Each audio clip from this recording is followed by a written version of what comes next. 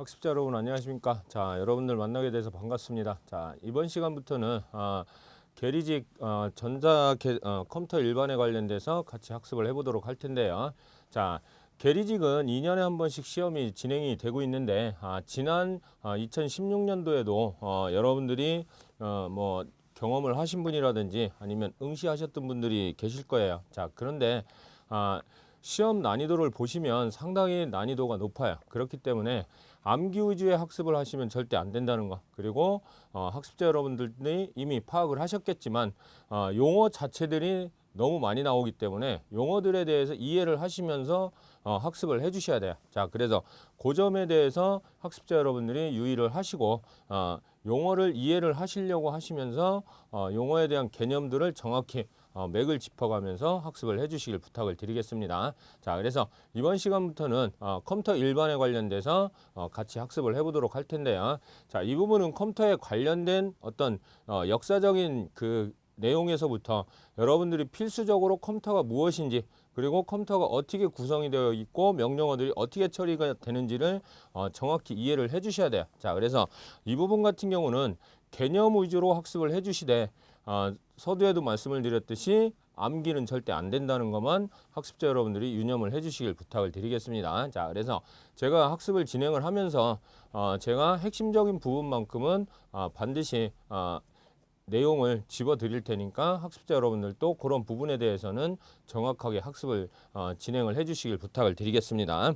자, 여러분들이 갖고 계신 교재를 보시면 컴퓨터 일반의 첫 번째 단원인 컴퓨터 개요가 나와요. 자, 이 부분 같은 경우는 쉽게 넘어갈 수도 있지만 용어들에 대한 내용을 이해를 하셔야 그 다음 내용들을 이해를 하실 수가 있어요. 자, 그래서 첫 장에 보시면 컴퓨터의 정의가 해가지고 두 가지가 나와요. 자, 그래서 첫 번째로 컴퓨터는 데이터라고 하는 내용하고 그 다음에 정보라고 하는 인포메이션. 자, 그래서 인포메이션이라고 하는 두 가지 용어가 나오는데, 자, 데이터 같은 경우는 우리가 일상생활에서, 즉 우리가 생활하는 사물을 모아놓은 거예요. 사물들을 모아놓은 것이고, 자, 모아놓은 것을 가지고 우리가 원하는 형태로 가공을 시킨 것이 인포메이션, 정보라는 뜻이에요. 즉 데이터들을 원하는 형태로, 즉 사용자가 원하는 형태로 가공을 시키는 거예요.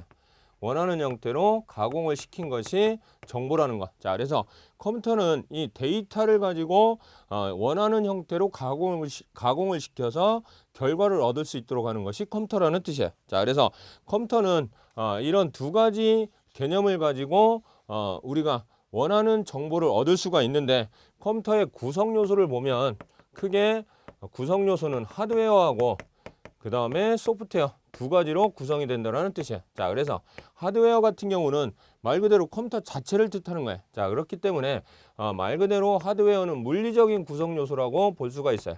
자, 물리적인 구성 요소고, 소프트웨어 같은 경우는 우리 사용자들이 어떻게 운영을 할 건지에 대한 내용들이기 때문에, 즉 논리적인 구성을 소프트웨어라고 보시면 돼요.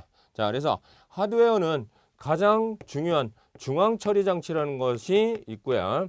자, 중앙 처리 장치가 있는데, 중앙 처리 장치는 우리가 센트럴 프로세싱 유니트 해가지고 CPU라고 명칭을 하는, 즉 일반적으로 CPU 하는 것들이 중앙 처리 장치야. 자, 그래서 모든 명령어들을 처리하는 곳이 중앙 처리 장치라는 뜻이야. 자, 그래서 중앙 처리 장치는 3대 구성 요소로 구성이 되는데, 중앙 처리 장치 같은 경우는 제어 장치, 즉 사용자가 어떤 명령을 내렸을 때 그 명령어들을 뭐 출력을 시킬 건지 계산을 시킬 건지, 즉 제어 컨트롤 유니트라고 하는 제어 장치하고, 그 다음에 계산을 해야 된다든지 할 때 사용되는 아스메틱 유니트에서 연산 장치. 자, 그 다음에 중요한 주기억 장치라는 것이 있어요. 자, 그래서 학습자 여러분들이 주기억 장치하고 중앙 처리 장치하고 그러면 어떤 차이가 있느냐? 자, 그래서 주기억 장치는 말 그대로 어떤 프로그램들을 기억하는 그런 장치를 뜻하는 거고, 중앙 처리 장치는 말 그대로 프로세싱, 처리를 하는 장치라는 뜻이야. 차이점이. 자, 그래서 중앙 처리 장치는 처리를 하기 위한 장치고, 그 다음에 주기억 장치는 기억을 하기 위한 장치라는 뜻이야. 그래서 가장 일반적으로 우리가 차후에 배우는 롬과 램이라는 장치를 이용을 해서 주로 사용을 하는 거고요. 자, 그래서 중앙 처리 장치는 제어 장치와 연산 장치, 주기억 장치 3대 장치로 구성이 되는데 중앙 처리 장치와 주기억 장치를 학습자 여러분들이 정확히 구분을 해 주시길 부탁드리겠습니다. 자, 그 다음에 중앙 처리 장치와 더불어서 또 주변 장치라는 것이 있어요. 자, 주변 장치 같은 경우는 사용자의 필요에 의해서 어떤 데이터들을 입력을 한다든지 출력을 하기 위해서 사용하는 장치들이 주변 장치에 속해요. 그래서 대표적으로 입력 장치와 그 다음에 출력 장치로 구분을 할 수가 있어요. 자, 그래서 컴퓨터의 하드웨어는 중앙 처리 장치와 주변 장치로 구성이 된다는 거. 자, 그 다음에 소프트웨어 같은 경우는 말 그대로 논리적인 구성을 하는 요소이기 때문에 두 가지 형태의 소프트웨어가 있어요. 자, 그래서 시스템 소프트웨어냐, 그 다음에 어플리케이션이라고 하는 응용 소프트웨어냐. 자, 그래서 시스템 소프트웨어 같은 경우는 우리가 가장 쉽게 이해할 수 있는 방법은 컴퓨터, 즉 하드웨어와 관련되어 있는 프로그램을 시스템 소프트웨어라고 판단을 하시면 돼요. 자, 그 다음에 응용 소프트웨어라고 하는 응용 프로그램 같은 경우는 사용자의 필요에 의해서 사용하는 것들, 즉 우리가 급여 계산이라든지 뭐 날씨 정보를 알려주는 프로그램들, 이런 것들이 전부 다 응용 프로그램에 해당이 되는 거예요. 자, 그렇기 때문에 이 부분 같은 경우는 사용자의 필요에 의해서 사용되는 것이 어플리케이션이라고 하는 응용 소프트웨어가 있다는 것. 자, 그래서 시스템 소프트웨어는 하드웨어에 관련되어 있는 거기 때문에 가장 일반적으로 오퍼레이팅 시스템이라고 하는 운영체제와 가장 관련이 있어요. 자, 그래서 컴퓨터를 이용하기 위한 운영, 즉 사용하기 위한 체제를 가지고 있는 것이 시스템 소프트웨어. 대표적으로 뭐 여러분들 아시듯이 뭐 윈도우라든지 아니면 리눅스 같은 게, 자, 그리고 뭐 유닉스도 마찬가지 하나의 시스템 소프트웨어에 해당이 되는 거고요. 자, 그 다음에 응용 소프트웨어 같은 경우는 앞서 설명을 드렸듯이 사용자의 필요에 의해서 사용하는 프로그램, 뭐 급여 프로그램이라든지 아니면 뭐 출퇴근 관리 프로그램 같은 경우야. 그 다음에 뭐 아까 말씀드렸듯이 뭐 날씨 정보에 관련된 것들, 필요에 의해서 사용할 수 있는 것들이 응용 프로그램에 해당이 된다는 뜻이야. 자, 그 다음에 이런 하드웨어와 소프트웨어가 구성이 되다 보니까 점점 하드웨어 자체도 발전이 되고 소프트웨어도 발전이 되다 보니까 나온 것이 펌웨어라고 하는 것이 있어요. 자, 그래서 펌웨어 같은 경우는 우리가 컴퓨터를 구성하는 구성 요소가 크게 하드웨어와 소프트웨어로 구성이 되는데, 펌웨어 같은 경우는 어떤 측면에서 볼 때는 하드웨어에 해당이 되고 또 다른 측면에서 볼 때는 소프트웨어에 해당이 되는 거예요. 자, 그러니까 하드웨어와 소프트웨어의 중간 계열이라고 보시면 돼요. 자, 그러니까 하드웨어와 소프트웨어의 중간 계열이기 때문에 어떤 특정 부분의 구성 요소에 제한적으로 사용되는 것이 아니고 하드웨어에도 사용될 수 있고 소프트웨어에도 사용될 수 있는 것이 펌웨어라는 뜻이야. 자, 그래서 이 펌웨어라는 개념을 이해를 해주시기를 부탁을 드리겠습니다. 자, 그 다음에 여러분들 가지고 계신 책을 보시면 컴퓨터의 특성이 나와요. 자, 이 부분 같은 경우는 뭐 어떤 자격증이든 어떤 시험이든 각종 시험에서 뭐 그동안 많이 출제가 됐던 부분이고, 컴퓨터의 특성이다 그러면 다 좋은 단어만 선택을 하시면 돼요. 자, 그래서 컴퓨터기 때문에 교재에 보시듯이 뭐 신속하고 정확하고, 그 다음에 대용량성이어야 되고 뭐 자동성이어야 되고 범용성, 그러니까 뭐 숫자도 해야 되고 문자도 처리해야 되고 이런 범용성을 가져야 되고, 뭐 저장성, 호환성, 책에 있는 내용처럼 다 좋은 단어만 선택을 하시면 된다는 거. 컴퓨터의 특성은요. 자, 그 다음에 컴퓨터의 기능은 5대 기능이 있어요. 자, 그래서 우리가 앞서 컴퓨터를 구성하는 하드웨어와 소프트웨어로 구분을 해봤듯이 컴퓨터의 기능은 5가지로 구분을 할 수가 있는데, 첫 번째로 입력 기능이 있어요. 자, 그러니까 외부의 데이터들을 프로그램 내부로, 컴퓨터 내부로 입력할 수 있는 입력 기능이 있고, 입력을 했으면 뭐를 해야 돼요? 주기억 장치에서 기억을 해야 되겠죠. 자, 그렇다 보니까 기억 장치가 필요하고 기억 기능이 필요하고, 그 다음에 기억을 했으면 뭐를 해야 돼요?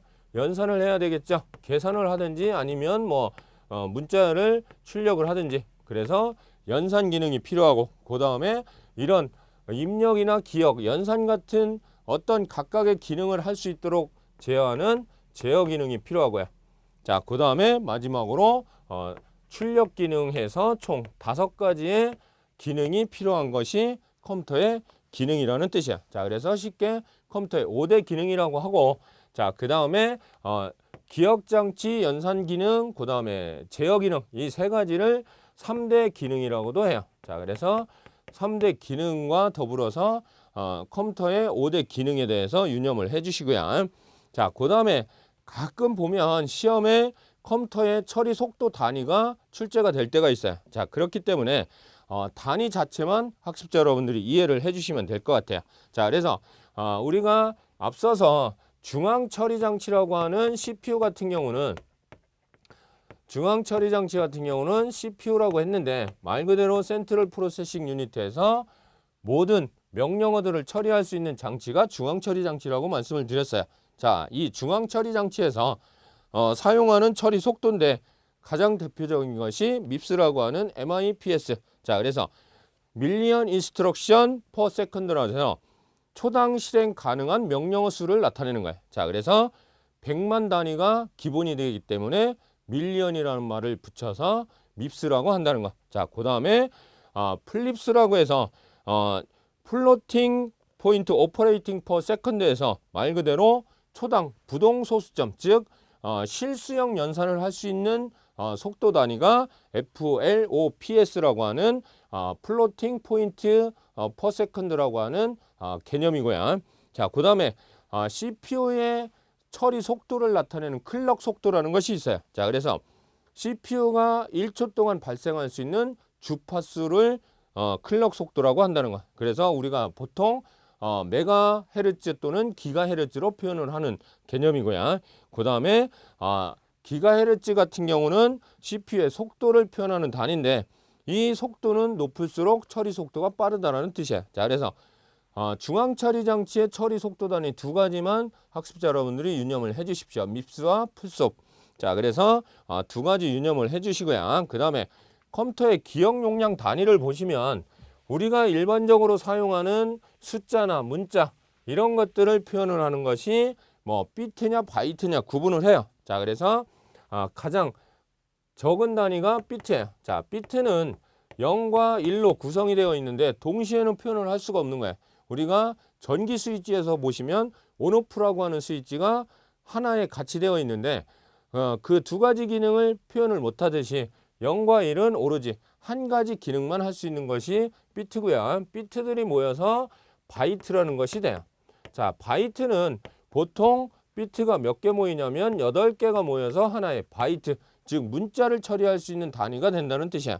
자, 그 다음에 이런 바이트들이 모여서 워드라고 하는 단어를 만들어줘요. 자, 단어는 뭐 풀워드냐 하프워드냐 이런 식으로 따져서 4바이트짜리냐 2바이트짜리냐로 구분을 할 수가 있어요. 자, 그래서 바이트들이 모여서 하나의 단어를 나타내고 단어들이 모여서 뭐 필드, 뭐 레코드, 파일 이런 식으로 정보 처리 단위가 표현이 돼요. 자, 표현이 되는데 컴퓨터에서는 이런 정보 처리 단위를 가지고 어떻게 표현을 하느냐, 기억 용량 단위를 정하는 거예요. 자, 그래서 대표적인 것이 1킬로바이트라는 것이 있어요. 자, 그러면 여기서 킬로바이트 하는 K는 몇 바이트냐면 1024바이트를 뜻하는 거예요. 그러면 말 그대로 문자 1024개가 모여서 하나의 킬로바이트가 구성이 된다는 뜻이야. 자, 그 다음에 킬로바이트 다음이 메가바이트, 메가바이트 다음이 기가바이트.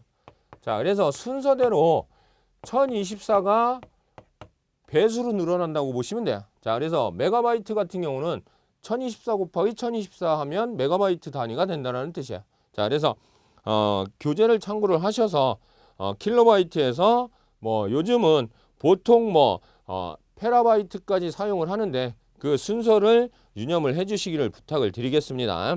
자, 그 다음에 컴퓨터의 처리 속도 단위 같은 경우는 아주 기본적인 개념이기 때문에 교재를 참고를 하셔서 학습을 해 주시길 부탁을 드리고요. 자, 그 다음에 여러분들 가지고 계신 교재를 보시면 칩이라고 하는 것이 나와요. 자, 그래서 컴퓨터에서는 마이크로칩이라고 하는 어떤 명령어들을 직접 저장을 시켜서 많은 명령어들을 처리를 직접 저장을 시켜서 사용하는 칩이라는 개념이 나오는데 말 그대로 직접 회로냐 고밀도 직접 회로냐 이런 식으로 구분을 하는 거예요. 자, 그래서 첫 번째로 나오는 SSI라는 것이 있어요. 스몰 스케이트 인터그레이션 해가지고 말 그대로 1개에서 10개 정도의 게이트, 즉 게이트라고 하는 것은 회로를 뜻하는 거예요. 자, 그래서 우리가 컴퓨터에서 사용하는 논리적인 회로를 의미하는데 이 게이트를 1개에서 10개 정도를 기억을 하는 것이 SSI. 그 다음에 MSI 같은 경우는 미디엄 해가지고 뭐 10개에서 100개 정도. 자, 그래서 단위가 어떤 형태로 늘어나는지를 학습자 여러분들이 유념을 해주시면 돼요. 자, 그 다음에 우리가 80년대, 90년대에 사용되던 컴퓨터에서 가장 많이 사용하던 LSI. 자, 말 그대로 라지 스케일 해가지고 초고밀도 직접 회로 해가지고 100개에서 수천 개까지 소자들을 기억할 수 있는 거. 그 다음에 뭐 VLS 해가지고 10,000개에서 100만 개 이상, 100만 개까지. 그 다음에 ULSI 해가지고 뭐 그 이상의 어떤 칩들을 가지고 있는 거. 그래서 칩이라고 하는 단위를 순서대로 여러분들이 이해를 해주시기를 부탁을 드리겠습니다. 자, 그 다음에 중앙처리장치에 대해서 다시 정의가 나오는데 중앙처리장치의 정의와 특성에서 중앙처리장치의 정의는 이미 설명을 드렸기 때문에 생략을 하도록 하겠습니다. 자, 그 다음에 특성을 보시면 중앙처리장치에 저장되어 있는 데이터가 데이터 버스를 통해서 CPU로 전달이 돼요. 자, 이건 무슨 말이냐면 데이터 버스라고 하는 건 버스는 데이터들이 전송되고 수신되는 통로를 뜻해요. 자, 그래서 버스라고 하는 개념은 데이터가 송신되는 데이터가 전송되고 그 다음에 수신되는 통로를 버스라고 한다는 것. 자, 그래서 주기억 장치에 저장되어 있는 데이터들이 데이터 버스를 통해서 CPU에 전달이 된다는 뜻이야. 자, 그러면 주기억 장치는 앞서서 뭐라고 그랬어요? 말 그대로 어떤 명령어들을 기억하는 장치가 주기억 장치라고 말씀을 드렸기 때문에 주기억 장치라고 하는 놈이든 램이든 이런 장치들이 데이터 버스를 통해서 어디로? CPU로 전송을 하는 것이 전달을 하는 것이 중앙처리 장치의 특성이라는 뜻이야. 자, 그러니까 컴퓨터는 주기억 장치에 있는 명령어나 어떤 프로그램들을 데이터 버스를 통해서 중앙처리 장치로 전달을 시켜서 처리를 시킨다라는 뜻이야. 즉 컴퓨터는 기억하고 있는 어떤 명령어들을 데이터 버스를 통해서 CPU라고 하는 중앙처리 장치를 통해서 처리를 하는 특성을 가지고 있다는 거. 자, 그래서 중앙처리 장치의 클럭 주파수가 높으면 처리 속도가 빠르다는 거 이미 설명드렸고요.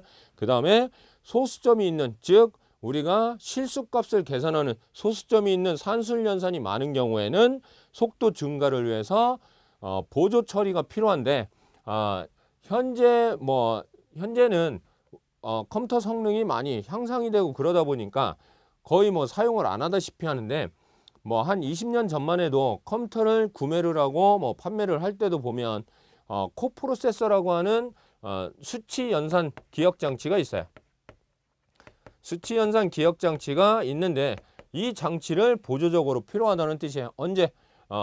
실수값을 많이 계산을 해야 될 경우에. 자, 그래서 정수값만 계산을 한다면 굳이 필요 없지만 실수값을 많이 계산을 해야 될 경우에는 중앙처리 장치 특성상 보조 기억 장치가, 즉 수치 연산을 담당하는 장치가 보조적으로 필요하다는 뜻이야.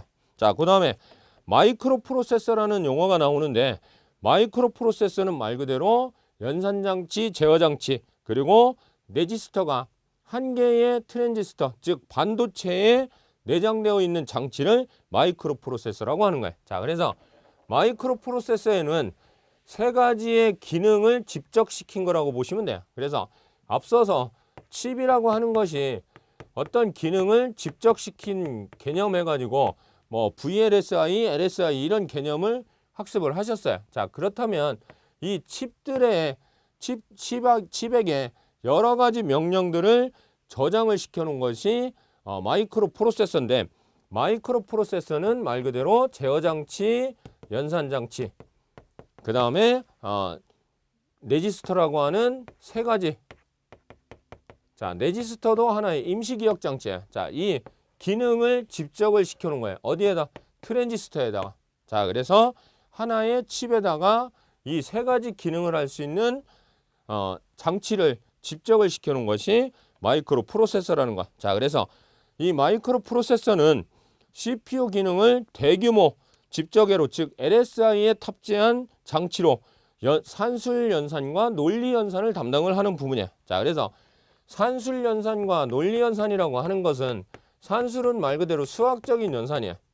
자, 그 다음에 논리 연산 같은 경우는 우리가 게이트라는 거를 이용을 해서, 즉 회로를 이용을 해서 논리적인 연산을 담당을 하는 부분이에요. 자, 그래서 마이크로 프로세서는 산술 및 논리 연산을 담당하기 위한 능력을 가지고 있는 것이 마이크로 프로세서고요.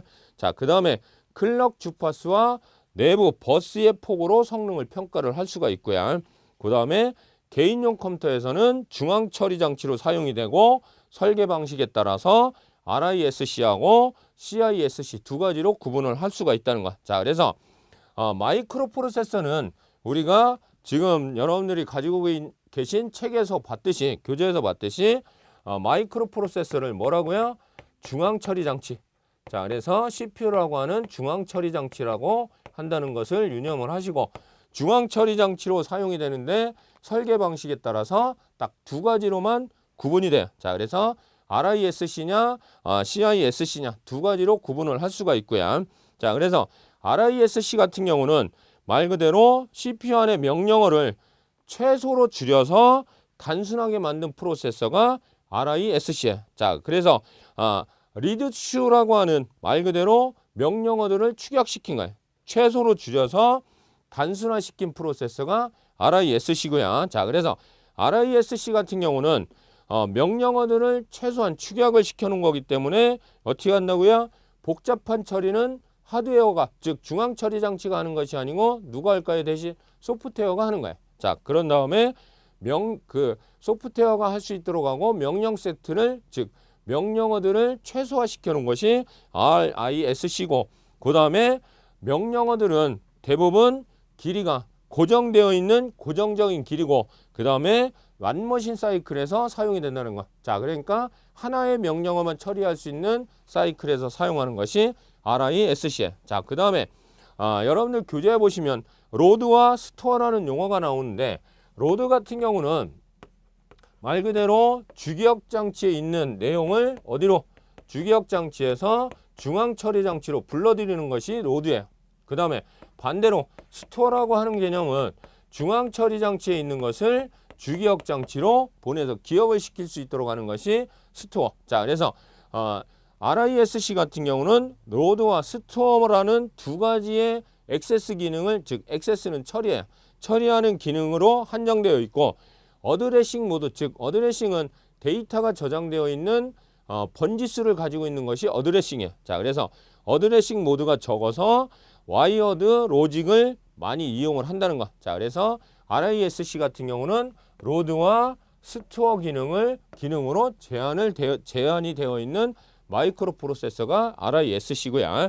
자, 그 다음에 주로 이 RISC 같은 경우는 빠른 그래픽 처리를 위해서 주로 워크스테이션급 컴퓨터에서 사용을 하는 것이 RISC예요. 자, 그 다음에 CISC 같은 경우는 RISC하고 정반대야. 명령어들을 최소화시킨 것이 RISC라면 CISC 같은 경우는 모든 명령어 세트들을 가지고 있는 컴퓨터, 그러니까 미니 컴퓨터라고 보셔도 상관이 없다라는 뜻이야. 그러니까 컴퓨터의 기능을 조그맣게 만들어 놓은 하나의 컴퓨터 구조가 CISC 구조라는 뜻이야. 모든 명령어들을 세트로 만들어 놓은 거기 때문에요. 자, 그래서 CISC와 RISC의 차이점을 정확히 이해를 해주시고, 자, 그 다음에 CISC 같은 경우는 인텔 계열, 즉 CPU를 제작하는 인텔이라고 하는 회사의 계열의 컴퓨터에 주로 사용이 되는 것이 CISC예요. 자, 그래서 RISC라고 하는 마이크로 프로세서와 CISC라고 하는 마이크로 프로세서의 서로 상반되는 개념들을 비교를 하시면서 이해를 해 주시기를 부탁을 드리겠습니다. 자, 그래서 학습자 여러분, 이번 시간에 같이 학습해 본 부분은 저 컴퓨터 일반 부분에서 아주 기본적인 컴퓨터가 무엇이고 소프트웨어가 무엇이고 하드웨어가 어떻게 구성이 되어 있고 소프트웨어는 어떤 소프트웨어로 구성이 되어 있고 그리고 명령어들을 어떻게 처리하는지 간단한 내용들을 같이 학습을 해봤어요. 자, 이번 시간에 학습한 내용 중에서는 마이크로 프로세서 두 가지 종류에 대해서만 정확히 이해를 해주셔도 학습자 여러분들이 계리직 시험을 대비하시는 데는 문제가 없을 거라고 판단이 됩니다. 자, 그래서 RISC라고 하는 마이크로 프로세서와 CISC라고 하는 마이크로 프로세서에 대해서 정확히 이해를 해주시기를 부탁을 드리겠습니다. 학습자 여러분 수고 많이 하셨습니다.